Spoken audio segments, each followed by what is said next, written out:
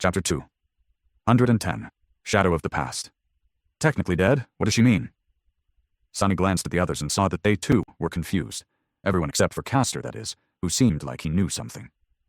A few moments passed in tense silence, which was broken by Changing Star's sigh. Looking at them, she said evenly, "My mother is one of the Hollow.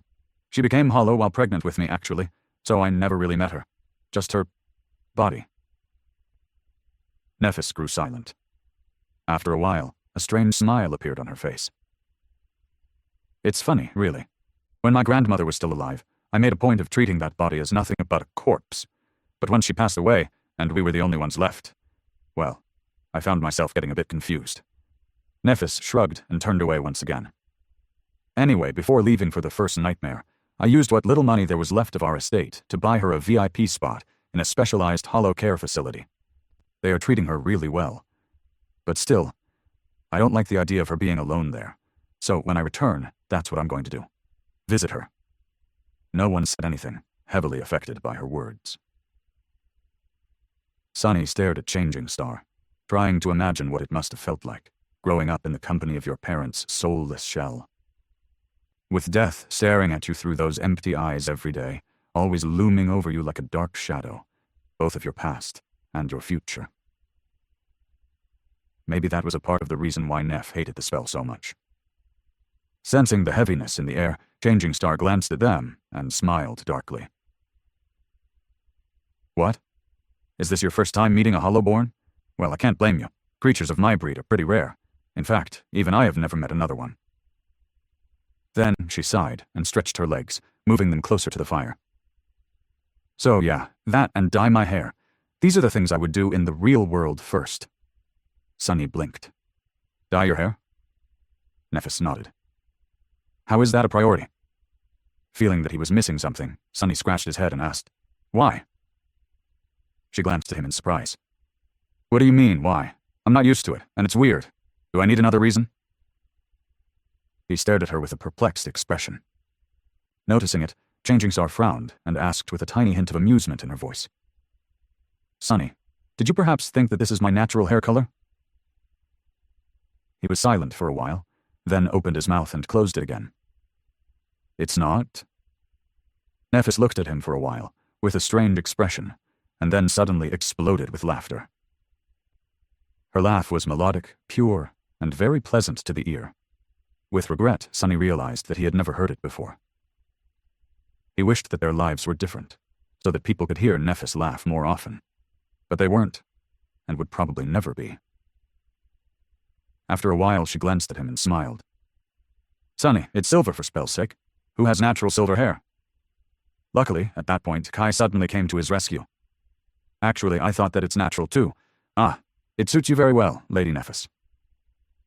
Changing Star turned to him with an expression of utter surprise.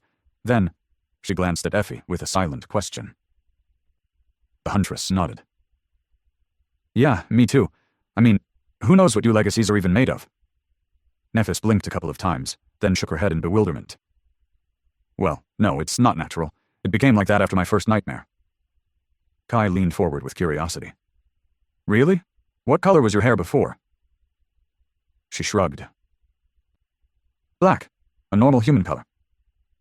The charming archer stared at her, and then smiled.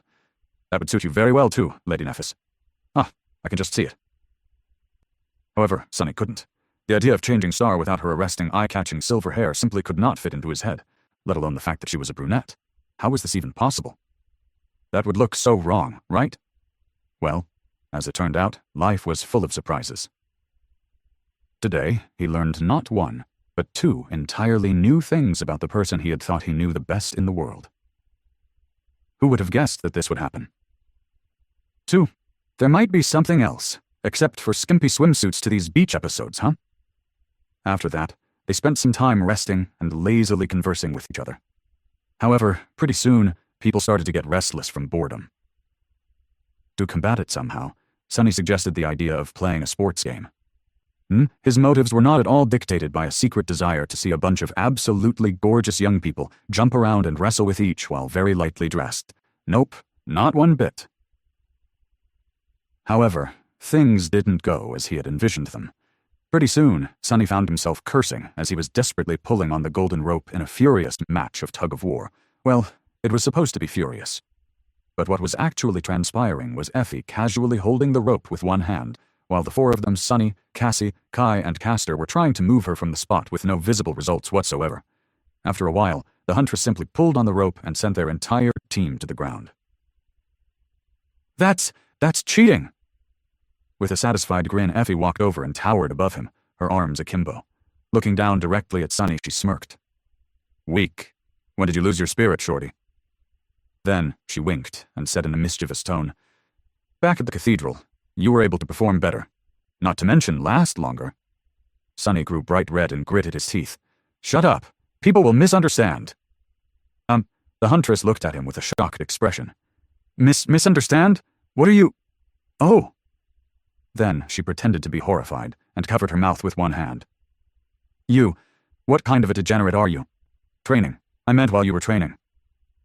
While Sonny was staring at her in utter disbelief, his mouth wide open, Effie snorted, then turned away and exploded with laughter.